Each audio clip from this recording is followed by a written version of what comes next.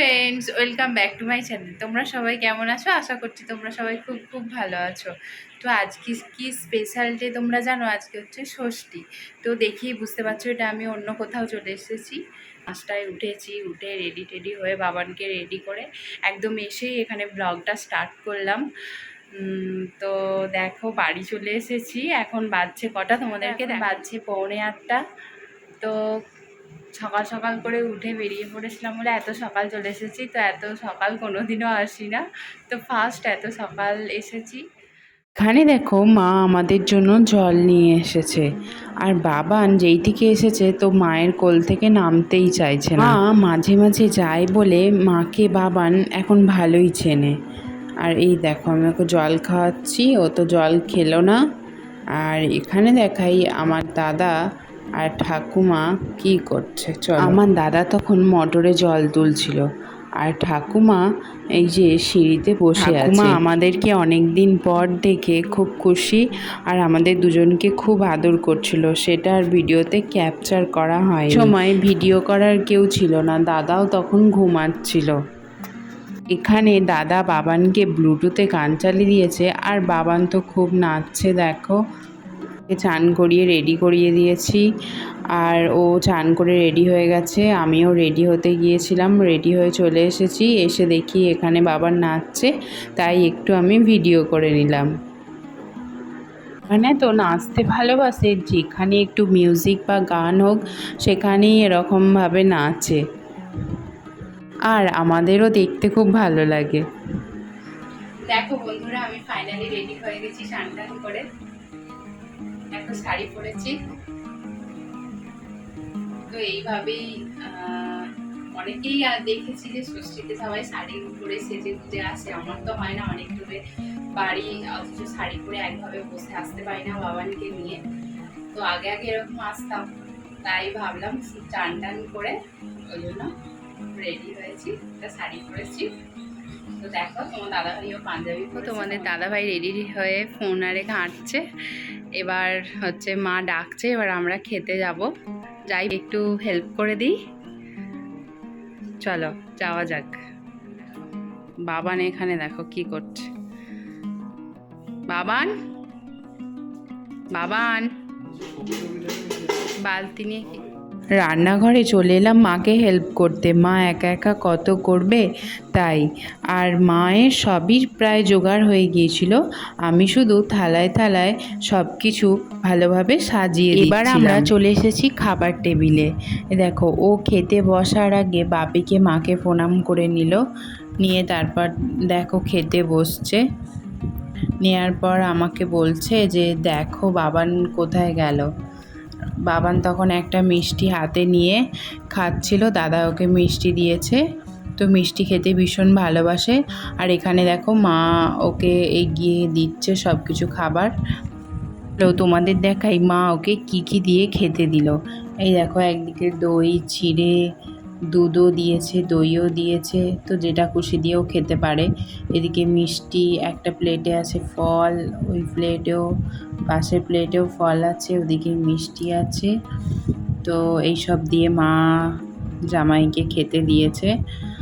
ওর সাথে মা দাদা বাপিকেও একসাথে খেতে দিয়েছে। তো ওরা খাচ্ছে, আমিও একটু পরে খেতে বসবো। এত দুষ্টুমি করছে তাই বাবানকে একটু কোলে তুলে নিয়েছি, তাও দেখো কোলের মধ্যেও দুষ্টুমি করছে। চলো আমিও খেয়ে নিই, মায়েরও হয়ে গেছে। তখন ভিডিও করছিলাম বলে মা বলছে দে আমি তোকে খাইয়ে দিচ্ছি। আমি বলছি না, তুমিও তো উপোস আছো, তুমি খেয়ে নাও, নাহলে তোমারও গ্যাস অম্বল হয়ে যাবে। বলছে না আগে তোকে খাইয়ে দিই, তুইও তো কিছু খাসনি সকাল থেকে। সত্যি এটা মা বলেই হয়তো সম্ভব, যে না খেয়ে আগে সন্তানকে খাইয়ে দিচ্ছে। তবে যাই হোক, এটাই বলতে চাই পৃথিবীর সকল মা যেন সুস্থ ও ভালো থাকে। তোমাদের আগের ব্লগে বলেছিলাম যে মায়ের জন্য শাড়ি কিনেছি, সেটা তোমাদের দেখানো হয়নি। তো আজকে আমি এখানে এসেই তোমাদেরকে দেখাচ্ছি। এই দেখো এই শাড়িটা মায়ের জন্য নিয়েছি, কেমন হয়েছে প্লিজ কমেন্টে জানিয়ে আমাকে বলো। বাপির গিফটটা কেনা হয়নি, বাপিকে সাথে নিয়ে কিনবো বলে বাপির গিফটটা এখনও বাকি আছে। বাপি তো কদিন পর আমার এখানে আসবে, তাই বাপিকে নিয়েই বাপির গিফটটা কিনতে যাব। মা তোমার শাড়িটা পছন্দ হয়েছে? এখানে দেখো বড় বোন, বোনের বর, আমার ছোট বোন, এরা সবাই আমাদের সাথে দেখা করতে এসেছে। তো ওরা একটু বেলায় এসেছে, এসেই আমাদের বাড়িতে এসেছে দেখো দেখা করতে। আর এই দেখো বোনের মেয়ে, তো বাবানের সাথে দেখো কেমন খেলা করছে। বাবানের মশাই হাত বাড়াচ্ছে যে কোলে নেবে বলে, কিন্তু যাচ্ছে না, দেখো পিছিয়ে যাচ্ছে। মশাইয়ের থেকে মিমিকে ভালো চেনে। আর দেখো দুজনেই কোলে উঠে পড়েছে। ভাই দেখো কেমন দিদিকে আদর করছে, গাল টিপছে বা চাবড়াচ্ছে। ওকে দেখে মনে হচ্ছে যেন ওই যেন বড় দাদা বোনকে আদর করছে। আর ভাই ওরম করছে বলে দিদিরও খুব মজা হচ্ছে দেখো। এখানে পাপা একটু দিদিকে কোলে নিয়েছে, তো তা হবে না, ওকেও তো পাপার কোলে চাপতে হবে। দিদি যতটাই শান্ত, ভাই ততটাই দুষ্টু। পাপার কোলে উঠে কি করবে আর ভেবে পাচ্ছে না। বোনেরাও চলে গিয়েছিল, তো অনেকটা বেলা হয়ে গেছে। মা এবার খাবার রেডি করে নিয়ে গিয়ে ওদেরকে খেতে দিচ্ছে। এখানে মা, দাদা, বাপি ওকে খেতে দিয়ে গেছে, আমারও ভাতটা বেড়ে দিয়েছে। তো আমিও এবার বসে পড়বো। মা বাবানকে ধরে দেখো মা কি কি রান্না করেছে: আলু ভাজা, পটল ভাজা, ঘি করলা ভাজা, হুঁপো ভাজা, খাসির মাংস, 2 পিস মাছ ভাজা, আর চাটনি, পাঁপড়। পরেও মা ইলিশ মাছ, তোপসে মাছ রান্না করবে বলেছিল, কিন্তু আমি বললাম মা এত খেতে পারবে না, ফালতু ফালতু রান্না করো না, বরঞ্চ পরের দিন রান্না করো। কখন যে বিকেল থেকে সন্ধ্যা গড়িয়ে গেল বুঝতেই পারলাম না। ভেবেছিলাম বিকেলে একটু বেরোবো সবাই মিলে, কিন্তু সবাই যে শুয়েছে, আর কেউ ঘুম থেকে উঠতেই পারেনি, আর কেউ কাউকে ডাকেও নি। তো সন্ধেবেলা চলে এসেছি চাটা খেয়ে আমাদের ওপর ঘরে আড্ডা দিতে। তো এই দেখো এরা দুজনে তো 2 ভাই বোনে খুনসুটি করছে মিমির সাথে বসে। 2 মিমি মিলে এদেরকে নাচ শেখাচ্ছে, আর এরা যেমনি নাচছে আর ওরা তো দুজনে হেসে উল্টে যাচ্ছে। এখানে দেখো আমরা 2 বোন মিলে গল্প করছিলাম, আর হচ্ছে ছোট বোন ওদের সাথে খেলা করছিল। দাদা ভাই সবাই মিলে থাকলে হয়তো আরও মজা হতো, কিন্তু আর সেদিনকে ভাইরাও ছিল না, মামা বাড়ি গিয়েছিলো, দাদাও একটু বেরিয়েছিল, তাই বোনেদের সাথেই বসে গল্প করছিলাম। দাদা দেখো গাড়ি কিনে এনেছে, তো বাবানের গাড়ি পেয়ে কি মজা, ওই গাড়ির ওপর বসবে।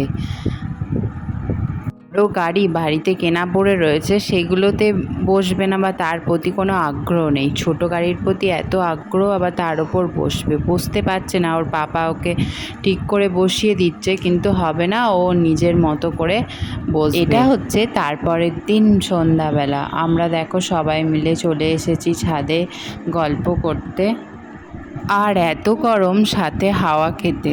জানি ষষ্ঠীর ব্লগটা দিতে একটু দেরি হয়ে গেল, তাও আমি তোমাদের সাথে শেয়ার করলাম। চলো বন্ধুরা, আজকের মতো ভিডিওটা এই পর্যন্তই রাখলাম। যদি ভালো লেগে থাকে প্লিজ লাইক, কমেন্ট, শেয়ার ও সাবস্ক্রাইব করে পাশে থেকো। চলো টাটা।